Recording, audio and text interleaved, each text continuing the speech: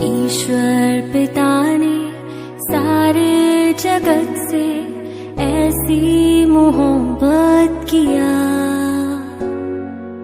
पापों से हमको मुक्ति दिलाने यीशु मसीह को दिया। ईश्वर पिता ने सारे जगत से ऐसी मोहब्बत किया,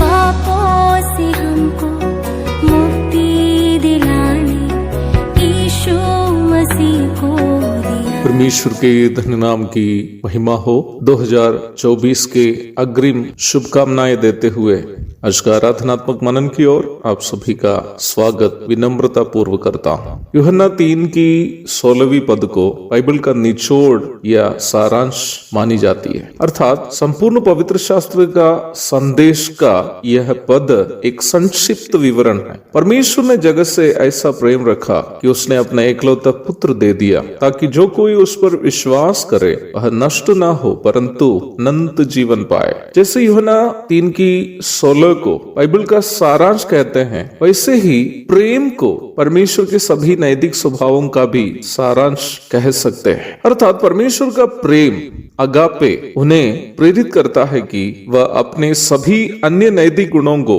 हमारे साथ प्रदर्शित करे। गलाती अध्याय 5 की 22 एवं 23 पदों में आत्मा का फल के नाम में जो 9 गुणों की सूची दी गई है, सभी परमेश्वर के नैतिक स्वभाव और उसमें प्रथम स्थान में प्रेम है। आप जरा देखिएगा, इन 9 गुणों को वह आत्मा के फल करके बहुवचन में नहीं बल्कि आत्मा का फल करके एक वचन में परिचय कराए गए। अर्थात निम्न सूची के सभी स्वभाव परमेश्वर का प्रेम के विभिन्न प्रदर्शन हैं। परमेश्वर के कोई भी स्वभाव केवल एक एहसास नहीं है, it's not just a feeling, बल्कि उनका हर स्वभाव एक क्रिया भी है। God's every character is not just a feeling but an action. यहाँ प्रेम को ही उदाहरण स्वरूप लीजिए। जब परमेश्वर ने संसार से प्रेम किया, उनका प्रेम केवल उनका कोई एहसास नहीं था, परंतु उनका प्रेम एक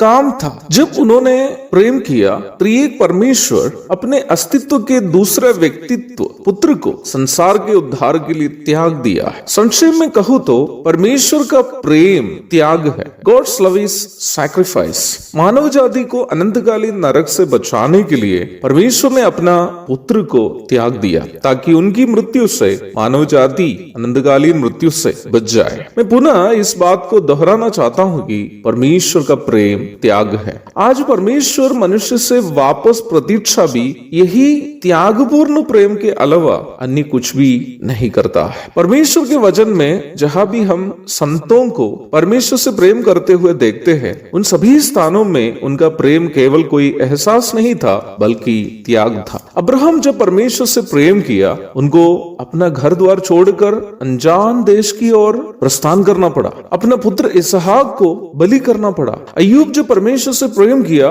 तो उनको अपनी संपत्ति, बच्चे और यहाँ तक अपना सेहत भी त्यागना पड़ा। यूसुफ जब परमेश्वर से प्रेम किया, उनको बिना गलती किए बेइज्जत होकर जेल जाना पड़ा। मैं कितने लोगों का उदाहरण दूं। बाइबल में जहां भी हम संतों के द्वारा परमेश्वर से प्रेम करते हुए देखते हैं, उन सभी जगहों में हम वे लोग परमेश्वर के लिए अपनी कुछ कीमती बातों को त्यागते हुए देखते हैं। इफिसी अध्याय 5 की 2 में हम यीशु मसीह के बारे में देखते हैं कि उन्होंने हमसे प्रेम करने के कारण हमारे लिए अपने आप को बलिदान कर दिया। मैं आपसे कहना चाहता हूं कि बाइबल का सारांश परमेश्वर का प्रेम है और परमेश्वर के प्रेम की परिभाषा त्याग है। The essence of the Bible is God's love and the definition of God's love is sacrifice. परमेश्वर के लिए हमारा कोई भी काम परमेश्वर की उपस्थिति में ग्रहण योग्य तब है जब हम उस काम को परमेश्वर के प्रेम से प्रेरित होकर करते हैं। परमेश्वर के प्रेम से प्रेरित होकर करने का अर्थ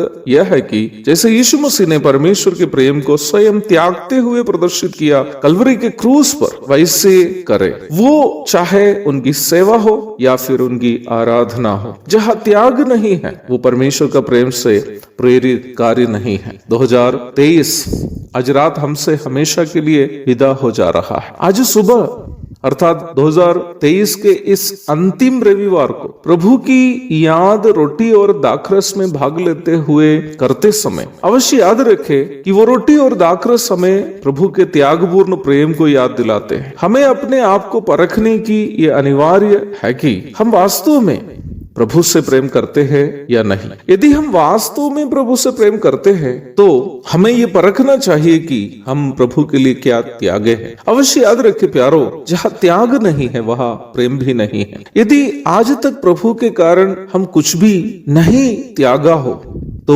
वो इसलिए है कि हमने अब तक प्रभु से प्रेम किया ही नहीं। आज प्रभु की उपस्थिति में बैठते वक्त क्या आप प्रभु से ये कह पाएंगे, प्रभु मैं आपके लिए अपने आप को और अपना सब कुछ को त्यागने के लिए तैयार हूँ। मेरा जीवन आज से केवल आपके लिए ही रहेगा। आज जो मुझसे आप मांगे मैं आपके लिए त्यागने के लिए तैयार हूँ। मेरा आगे का जीवन आपके प्रेम से प्रेरित होकर त्यागपूर्ण होगा।